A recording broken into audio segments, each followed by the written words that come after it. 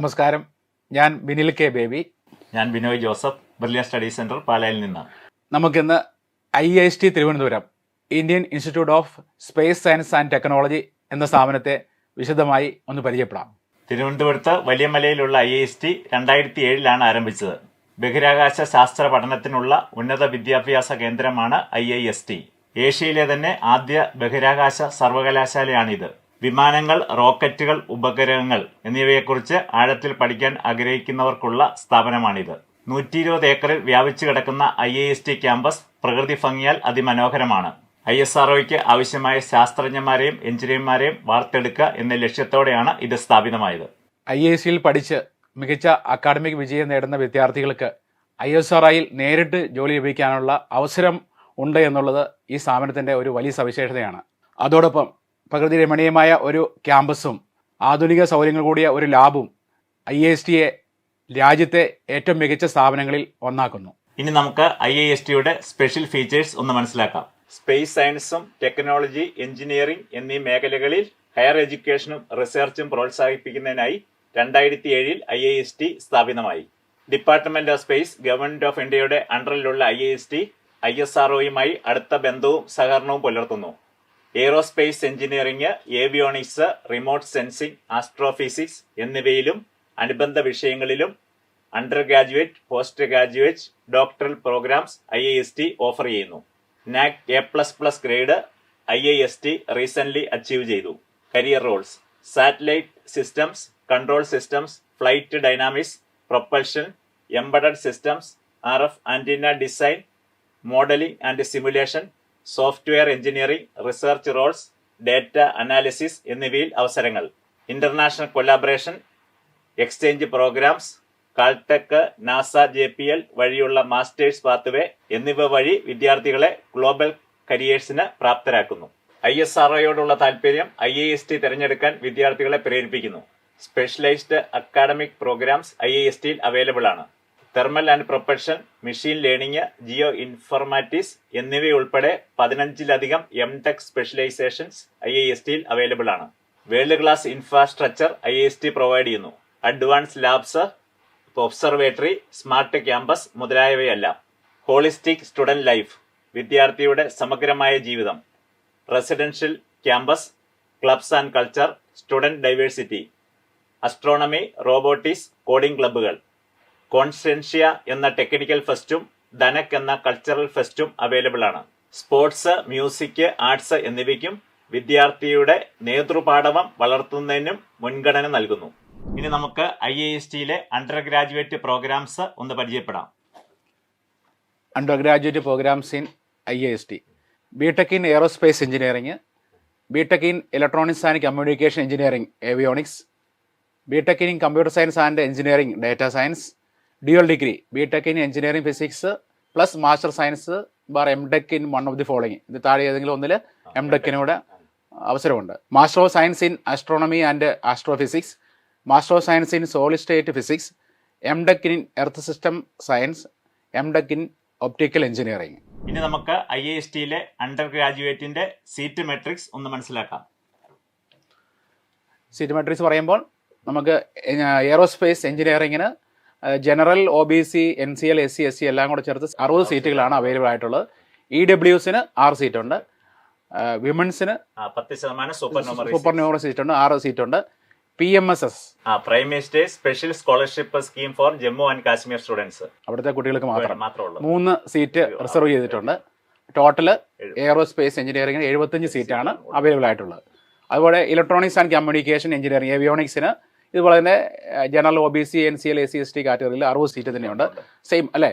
6 seat EWS, women 6 seat, PMSSന് 3, total 75 സീറ്റാണ്. അതുപോലെ computer science and engineering data സയൻസിന് നേർപകുതി 30 സീറ്റാണ് ഉള്ളത്. ജനറൽ, OBC എല്ലാം കൂടെ ചേർത്ത് 3 സീറ്റ് EWS കാറ്റഗറിക്കാർക്ക്, വിമണിന് 3 സീറ്റ്. അവിടെ സീറ്റ് അവൈലബിൾ അല്ല. ടോട്ടൽ 36 സീറ്റാണുള്ളത്. ഡ്യുവൽ ഡിഗ്രിക്ക് general, OBC, NCL, SC, ST കാറ്റഗറിക്കാർക്ക് 20 സീറ്റാണുള്ളത്. EWS കാറ്റഗറിയിൽ 2 സീറ്റാണുള്ളത്. വിമണ് 2 സീറ്റ്. ടോട്ടൽ 24 സീറ്റാണുള്ളത്. അപ്പം ടോട്ടലായിട്ട് പറയുകയാണെങ്കിൽ അല്ലേ, general, OBC, SC, ST, NCL കാർക്ക് 170 സീറ്റാണ് IISTയിൽ അവൈലബിൾ ആയിട്ടുള്ളത്. EWSയിൽ 17 സീറ്റ് ഉണ്ട്. പെൺകുട്ടികൾക്ക് തന്നെയായിട്ട് 17 സീറ്റ്. PMSSകാർക്ക് 6 സീറ്റ് ഉണ്ട്. ടോട്ടൽ 210 സീറ്റാണ് IASTയിൽ അവൈലബിൾ ആയിട്ടുള്ള 210 സീറ്റുകളാണ് അവൈലബിൾ ആയിട്ടുള്ളത്. IASTയിലെ UG അഡ്മിഷൻ JEE അഡ്വാൻസ് മാർക്കിനെ ബേസ് ചെയ്താണ്. 2025 JEE അഡ്വാൻസ് മാർക്ക് വെച്ചുള്ള കട്ട് ഓഫ് നമുക്കൊന്ന് മനസ്സിലാക്കാം. UG അഡ്മിഷൻ സ്റ്റാറ്റിസ്റ്റിക്സ് ആണ് കാണിച്ചിരിക്കുന്നത്. നമ്മുടെ അതായത് ഓപ്പണിംഗ് റാങ്കും ക്ലോസിംഗ് റാങ്കും ആണ് കാണിച്ചിരിക്കുന്നത്. JEE കഴിഞ്ഞ വർഷത്തെ. അപ്പോൾ ഈ വർഷം എടുക്കുമ്പോൾ 2026 JEE അഡ്വാൻസിന്റെ മാർക്കിന്റെ അടിസ്ഥാനത്തിലായിരിക്കും ഈ വർഷത്തെ അഡ്മിഷൻ. ഇപ്പോൾ നമ്മുടെ കയ്യിലുള്ള കഴിഞ്ഞ വർഷത്തെ ആകുമ്പോൾ 2025 JEE അഡ്വാൻസിന്റെ മാർക്ക് വെച്ച് എത്രയായിരുന്നു ക്ലോസിംഗ് റാങ്കും ഓപ്പണിംഗ് റാങ്കും എന്നാണ് നമ്മൾ കാണിച്ചിരിക്കുന്നത്. അപ്പോൾ നമ്മൾ ആദ്യം കാണിക്കുന്നത് എയറോസ്പേസ് എഞ്ചിനീയറിംഗ് BTech പ്രോഗ്രാമിൻ്റേത് ജനറൽ കാറ്റഗറിയുടെ ഓപ്പൺ റാങ്ക് എന്ന് പറയുന്നത് 3878 ആണ്. അപ്പോൾ കറസ്പോണ്ടിങ് ആയിട്ട് JEE അഡ്വാൻസ് എക്സാമിന്റെ പെർസെൻറ്റേജ് 43.06 ആണ്. അപ്പോൾ ഈ 43.06 കിട്ടിയ വിദ്യാർത്ഥിയുടെ റാങ്കാണ് 3878. അപ്പോൾ കറസ്പോണ്ടിങ് ആയിട്ട് closing rank 15,507.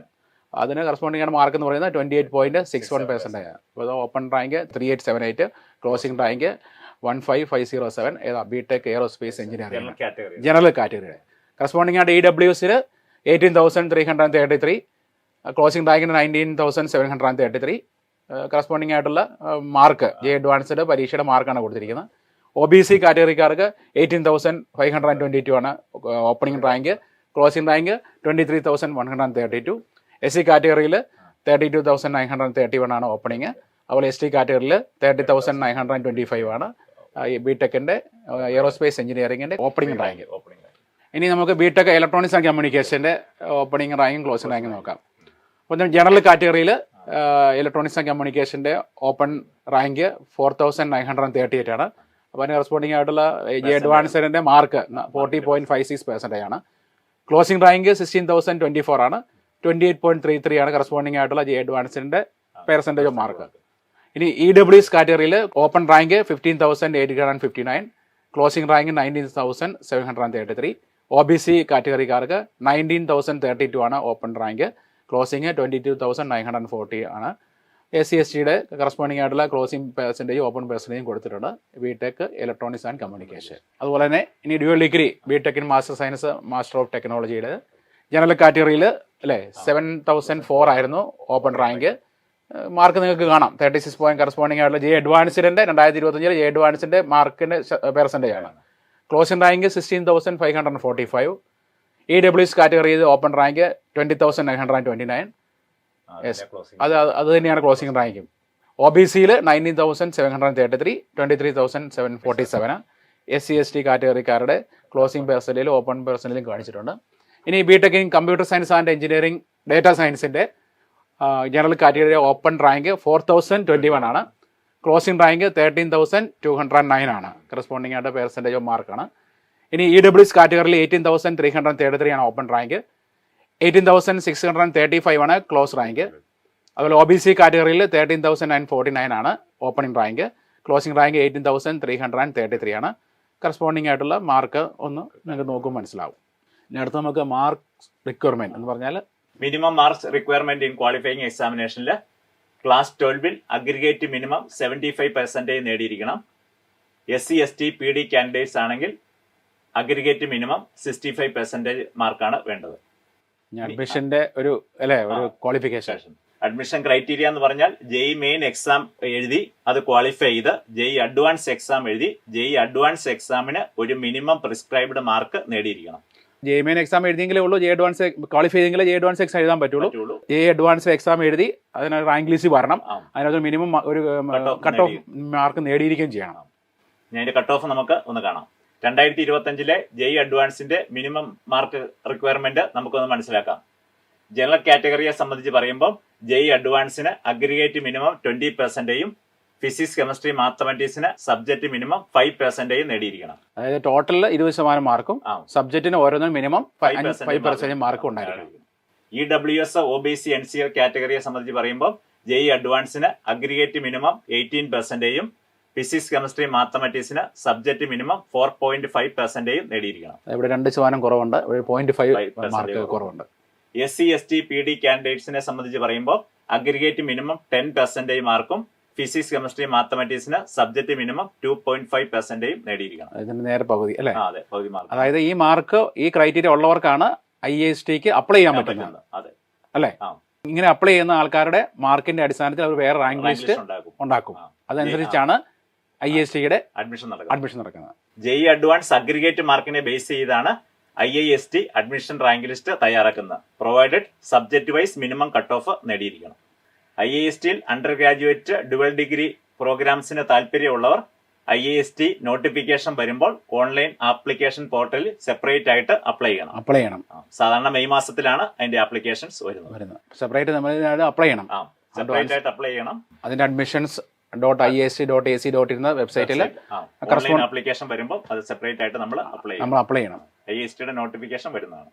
ISRO DOS department of space absorption പോളിസിയാണ് 2021 മുതൽ അബ്സോർപ്ഷൻ പോളിസി റിവൈസ് ചെയ്തിട്ടുണ്ട്. ബിടെക്കുകാർക്ക് 6ാമത്തെ സെമസ്റ്ററിന് ശേഷവും ഡുവൽ ഡിഗ്രിക്കാർക്ക് 8ാമത്തെ സെമസ്റ്ററിന് ശേഷവും CGPA 7 അതിൽ കൂടുതലോ ഉണ്ടെങ്കിൽ ISRO ഹെഡ്ക്വാർട്ടേഴ്സിൽ നടക്കുന്ന ജോബ് പ്ലേസ്മെന്റ് ഇന്റർവ്യൂവിൽ പങ്കെടുക്കാവുന്നതാണ്. പങ്കെടുക്കാനുള്ള ക്രൈറ്റീരിയ ഇപ്പം ക്രൈറ്റീരിയാണ് പറയുന്നത്. ISRO എക്സ്പെർട്ട് കമ്മിറ്റി അവരെ ഇന്റർവ്യൂ ചെയ്യുന്നതാണ്. വിവിധ സെന്ററുകളിലേക്കുള്ള പോസ്റ്റിംഗ് ISRO ഹെഡ്ക്വാർട്ടേഴ്സ് നോട്ടിഫൈ ചെയ്യും. BTech dual degree successfully complete ചെയ്യുമ്പോൾ CGPA 7.5 ആൻഡ് എബോവ് ഉള്ളവർക്കാണ് ഓഫർ ലെറ്ററിന് എലിജിബിലിറ്റി ഉള്ളത്. ISRO നോംസ് അനുസരിച്ചുള്ള മെഡിക്കൽ ഫിറ്റ്നസ് ഉണ്ടായിരിക്കണം. അപ്പോൾ CGPA 7.5 എങ്കിലും മിനിമം ഉണ്ടായിരിക്കണം. ഇതിന്റെ കോഴ്സ് കംപ്ലീറ്റ് ചെയ്യുമ്പോൾ അങ്ങോട്ട് ISROയിലേക്ക് അബ്സോർബ് ചെയ്യണമെന്നുണ്ടെങ്കിൽ ഈ കണ്ടീഷനെല്ലാം സാറ്റിസ്ഫൈ ചെയ്തിരിക്കും. ഇനി നമുക്ക് പ്ലേസ്മെന്റ് സ്റ്റാറ്റിസ്റ്റിക്സ് ഒന്ന് മനസ്സിലാക്കാം. 2011 to 2024 2011 മുതൽ 2024 വരെ ISROയിലേക്ക്, അതുപോലെ തന്നെ ഡിപ്പാർട്ട്മെന്റ് ഓഫ് സ്പേസിലേക്കും ഉള്ള അബ്സോർപ്ഷൻ ഡീറ്റെയിൽസ് ആണ് പറയുന്നത്. 2011 എയ്റോസ്പേസ് എഞ്ചിനീയറിംഗ് 41 പേരെ ISRO അബ്സോർവ് ചെയ്തു. അതുപോലെ ഏവിയോണിക്സ് എഞ്ചിനീയറിംഗ് 54 പേരെ അബ്സോർവ് ചെയ്തു. ഫിസിക്കൽ സയൻസ് ഡുവൽ ഡിഗ്രി 22 പേരെ അബ്സോർവ് ചെയ്തു. 117 പേരെയാണ് 2011 ISROയിലോട്ട് DOSലോട്ട് അബ്സോർവ് ചെയ്തത്. നമ്മുടെ IAST ഈ പറഞ്ഞ കണ്ടീഷൻ CGPA ആദ്യമേ കുറച്ചും കൂടെ വ്യത്യാസം ഉണ്ടായിരുന്നു. ഇപ്പോഴാണ് ഈ 2021 മുതലാണ് ആ ക്രൈറ്റീരിയ റിവൈസ് ചെയ്തത്. 2012 എയ്റോസ്പേസ് എഞ്ചിനീയറിംഗ് 42 പേരെ അബ്സോർവ് ചെയ്തു. ഏവിയോണിക്സിൽ നിന്ന് 52 പേരെ അബ്സോർവ് ചെയ്തു. ഫിസിക്കൽ സയൻസ് ഡുവൽ ഡിഗ്രിയിൽ 30 പേരെ അബ്സോർവ് ചെയ്തു. അങ്ങനെ 124 പേരെയാണ് 2012 അബ്സോർവ് ചെയ്തത്. 2013 122 പേരെ അബ്സോർവ് ചെയ്തു. 2014 104 പേരെ അബ്സോർവ് ചെയ്തു. 2015 102 പേര്. 2016 103 പേര്. 2017 104 പേര്. 2018 69 പേര്. കുറവ് വന്നു. അതെ, അന്നേരം ഡുവൽ ഡിഗ്രിയുടെ 2019 106 പേര്. 2020 100 പേര്. 2021 87 പേര്. 2022 93 പേര്. 2023 98 പേര്. 2024 101 പേര്.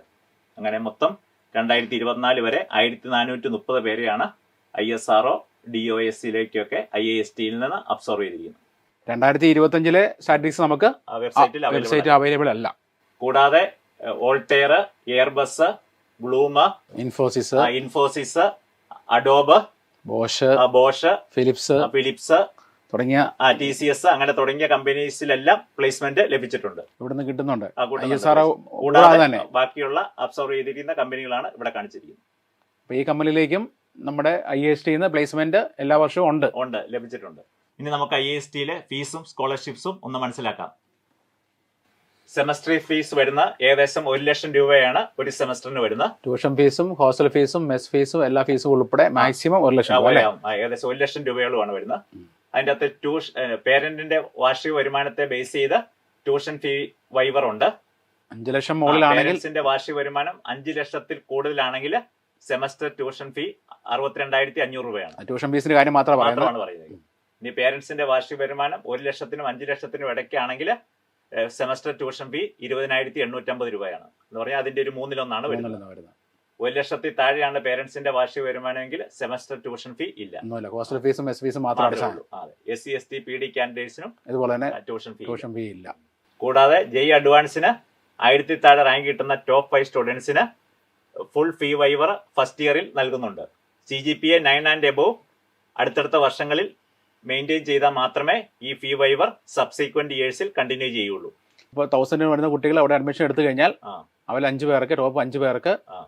Full fee fees waiver first year കൊടുക്കും. ഫസ്റ്റ് ഇയർ കിട്ടും. ഈ സെക്കൻഡ് ഇയർ കിട്ടണമെങ്കിൽ അത് മെയിൻറ്റെയിൻ ചെയ്തോണം. CGPA CGPA 9 point. മെയിൻറ്റെയിൻ ചെയ്യണം. അത് നന്നായിട്ട് പഠിച്ചു കഴിഞ്ഞാൽ തുടർച്ചയായിട്ട് കിട്ടിക്കോളും. അക്കാഡമിക്ക് ക്വാളിറ്റി ഉണ്ടെങ്കിൽ ഉറപ്പായിട്ടും തീർച്ചയായിട്ടും സ്കോളർഷിപ്പ് കിട്ടുന്നതാണ്, ഫീ വൈവർ ലഭിക്കുന്നതാണ്. CGPA 9 and above ലഭിക്കുന്ന കുട്ടികൾക്ക് അടുത്ത സെമസ്റ്ററിൽ 50% ട്യൂഷൻ ഫീ വൈവർ ലഭിക്കുന്നതാണ്. ഈ ട്യൂഷൻ ഫീ വൈവർ ഓരോ പ്രോഗ്രാമിന്റെയും അഡ്മിറ്റഡ് സ്റ്റുഡൻസിന്റെ 10% ലിമിറ്റ് ചെയ്തിട്ടുണ്ട്. ഇപ്പോൾ നിങ്ങൾക്ക് IAST യെ കുറിച്ച് ഒരു ഏകദേശ ധാരണ ലഭിച്ചു എന്ന് വിചാരിക്കുകയാണ്. സാധാരണ മെയ് മാസത്തിലാണ് IASTയുടെ നോട്ടിഫിക്കേഷൻ വരുന്നത്. താല്പര്യമുള്ള കുട്ടികൾ ആ സമയത്ത് അപ്ലൈ ചെയ്യുക. നോട്ടിഫിക്കേഷൻ വരുന്ന സമയത്ത് നമ്മുടെ വെബ്സൈറ്റിലും നമ്മുടെ യൂട്യൂബ് ചാനലിലും കറസ്പോണ്ടിങ് ആയിട്ട് ഇതിൻ്റെ കാര്യങ്ങളൊക്കെ നിങ്ങളെ അറിയിക്കുന്നതാണ്. വിശദ വിവരങ്ങൾക്കായിട്ട് IASTയുടെ വെബ്സൈറ്റ് നിങ്ങൾ സന്ദർശിക്കാം. ഒപ്പം നമ്മുടെ JEE ചാനലിൽ ഇതിൻ്റെ കാര്യങ്ങളൊക്കെ കൂടുതൽ കാര്യങ്ങളുമായിട്ട് ഞങ്ങൾ വരുന്നതാണ്. Okay, thank you. Brilliant Study Center, India's #1 coaching center for NEET and JEE.